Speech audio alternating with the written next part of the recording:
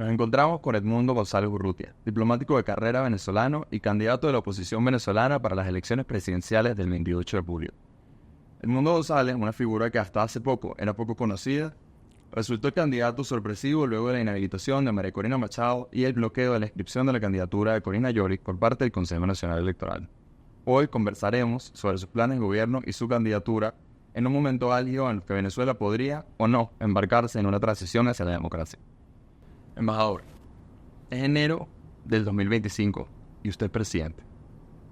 ¿Qué sucede si las instituciones del Estado, qué haría usted si las instituciones del Estado le prohíben asumir la presidencia o tratan de transformar la presidencia en algo meramente decorativo en una situación similar a la que sucedió con Arévalo en Guatemala recientemente? Bueno, ese es un escenario terrorífico, pero que lo hemos considerado. En realidad nosotros somos de la idea que a partir del 28 de julio se abre un nuevo espacio político en Venezuela. Se abre una nueva realidad política en la que la plataforma unitaria será ganadora de ese proceso electoral y comenzará el camino para la reconstrucción de Venezuela. Ese lapso de tiempo nosotros iremos acercándonos, aceitando todos los planes que tenemos para la reconstrucción del país, para la reinstitucionalización del país, y aspiramos a que en enero del 25 nosotros estemos listos para tomar posesión del cargo, juramentándonos ante la Asamblea Nacional. Es decir, usted concibe un lapso de 6 meses aproximadamente de arduas negociaciones y de Sí, configuraciones. pero aspiramos a que la realidad política que surgirá del 28 de julio adelante en cualquier situación y adelante en cualquier espacio de negociación con el gobierno. Eso en realidad es algo que nosotros queremos que se puede dar. ¿Y de qué forma afrontaría si en enero usted asume la presidencia y el resto de las instituciones siguen en control del chavismo, además con las Fuerzas Armadas Nacional como un estamento y la presencia de grupos irregulares que muchas veces tienen cercanía o alianzas con sectores del chavismo? Bueno, para eso está la observación internacional, para que vengan a poner sus ojos en Venezuela, para que vengan a dar fe del proceso electoral que culminará ese día 28 y que el traspaso del gobierno se haga en total normalidad. Esa es nuestra aspiración. Contamos con el respaldo de la comunidad internacional para que vele y garantice una transmisión de mando de acuerdo a las pautas que están establecidas. Veo que todo el tema de negociaciones y de la presencia de la comunidad internacional y la influencia es muy crucial en cuanto a esta visión de acá de julio a enero. Pero Venezuela está moviendo varios tipos de negociaciones, incluso dentro de la misma oposición, incluso entre oposición y chavismo y Estados Unidos, otros actores regionales, la Unión Europea. ¿Usted ha estado en conversaciones con sectores del gobierno, sectores del chavismo en cuanto a el día después?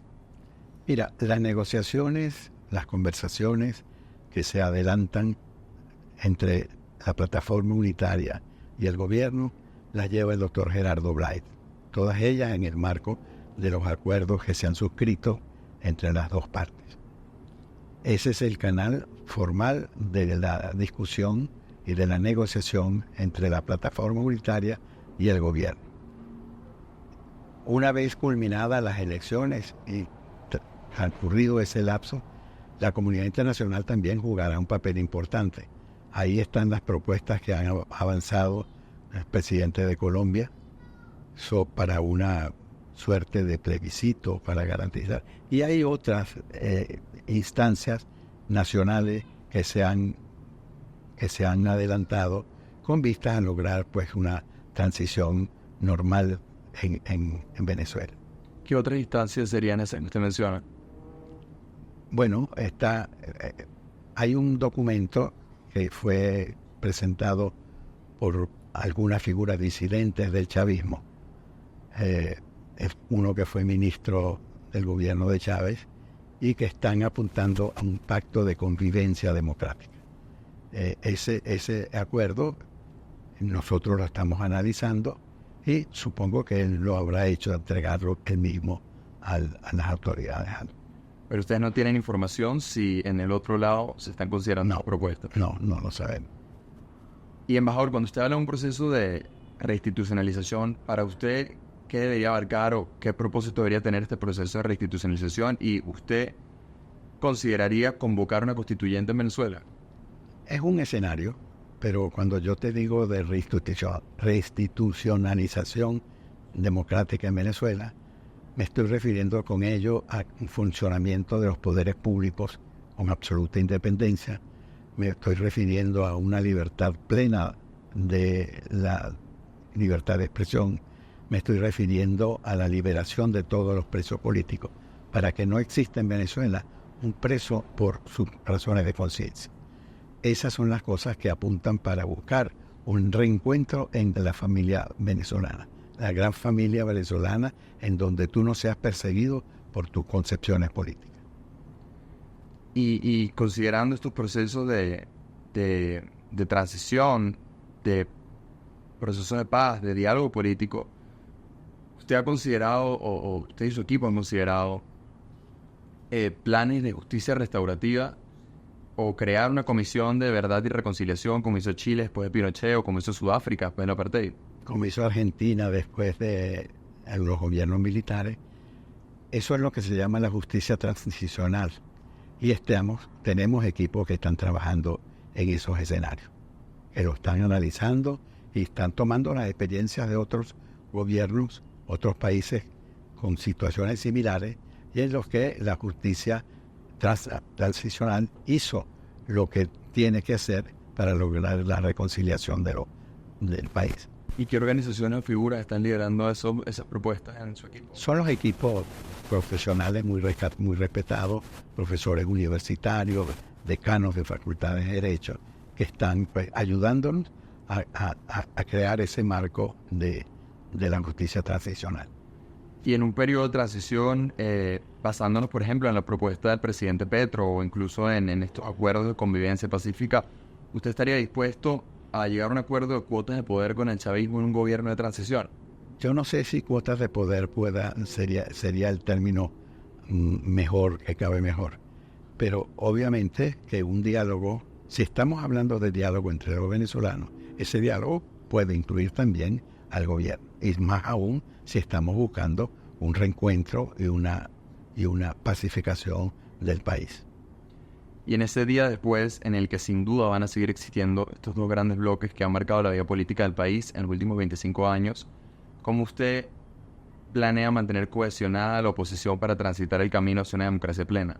Mira, la oposición democrática venezolana se puso de acuerdo, todas las fuerzas que conforman la plataforma unitaria, en la escogencia de un candidato unitario, un candidato. Si lo hicimos en ese momento, si logramos entendernos todos con una sola candidatura, vamos a tener un solo programa de gobierno, vamos a tener una sola visión del país que queremos, y hacia eso vamos a apuntar todas las fuerzas políticas del país. ¿Y no teme que los distintos partidos que hacen vida en la plataforma unitaria, por ejemplo, incluso aquellos que están fuera, busquen cuotas de poder, parcelas de poder, luchan por el control de ciertas instituciones? Mira, nosotros, si de algo estamos cansados en estos 25 años, es de ese tipo de escenarios políticos, de cuotas de poder, de insultos, de degradación de la política. Nosotros nos afirmamos en el Estado de Derecho, en que la justicia haga lo que tiene que haber y lo que tiene que hacer, y que nos encaminemos hacia un país libre y democrático y del reencuentro de todos los venezolanos sin excepción, donde no haya prisioneros por su posición ideológica. Mira, yo estuve en una reunión con los familiares de los presos políticos, y los relatos de esa gente eran algo espeluznante. Los relatos, vivencias de los familiares, de todos los sufrimientos que han pasado en esto. Todo eso es lo que tenemos que acabar, todo eso. Y en ese día después, ¿en qué rol usted a María Corina Machado en su gobierno? Ella asumirá un papel como un líder fundamental de la oposición, como una líder que obtuvo la mayor votación en las escuelas primarias y como la líder que ha podido haber ocupado la candidatura presidencial si no hubiera habido las maniobras del gobierno para impedirse. Embajador, usted es un diplomático de carrera, una profesión prácticamente extinta hoy en día en Venezuela. Y al igual que la profesora Corina Lloris, de cierta manera, usted representa el retorno de la clase profesional al Estado, de ganar la presidencia.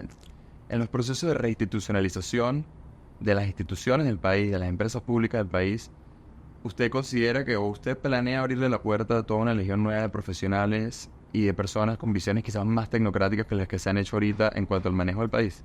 Sí, claro. Mira, lamentablemente, el Ministerio de Relaciones Exteriores, que es el órgano encargado de la acción de la política internacional de Venezuela, está en el suelo. La carrera diplomática como tal, donde se ingresaba por concurso de oposición, como ingresé yo y miles otros decenas de colegas, no existe.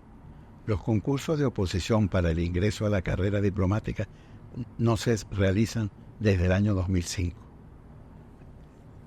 Con eso te quiero señalar que ha pasado todo ese lapso sin que ingresen profesionales por concurso. Basta entonces la fidelidad a un color político para que tú puedas ingresar a la carrera y hacer un desempeño profesional solo en base a tu color, a tus preferencias políticas y no a tu profesionalización del servicio, a tu mérito, a tu carrera. Eso es lo que nosotros aspiramos recomponer en un gobierno de la unidad nacional. Candidato, ¿y cómo se identifica usted ideológicamente? Nunca he tenido membresía a partido político alguno. Yo siempre consideré que siendo un funcionario del Estado no tenía que tener color político. Eso me permitió a mí con facilidad servir en posiciones políticamente importantes dentro del ministerio. Yo fui embajador del presidente Chávez, yo fui embajador del presidente Caldera, yo fui embajador en el exterior del presidente Pérez y ocupé posiciones importantes en la Cancillería en los gobiernos anteriores de Lucinchi, de Campix. Por eso, siendo profesional de la carrera, tú tienes la representación del Estado, no de una parcialidad política en particular. Y ese Estado, claramente, que hemos discutido, en un parámetro claramente democrático, liberal, ¿cuál sería la visión económica en ese día después? Bueno, la visión que tiene la Unidad Democrática está plasmada en el programa de gobierno que presentó María Corina Machado, Venezuela, Tierra de Gracia, y está también en un documento que elaboró la Unidad Democrática sobre las bases para un programa mínimo común. Ellas están plasmadas en las líneas gruesas de lo que será la acción económica del nuevo gobierno. Es decir, que en su gobierno de transición se contemplaría, por ejemplo, solicitar fondos o préstamos a multilaterales para ayudar a Venezuela en la situación. Mira, el drama económico de Venezuela es de una magnitud impresionante. Aquí se van a necesitar ingentes recursos y los únicos que tienen esa posibilidad de hacerlo son los organismos internacionales.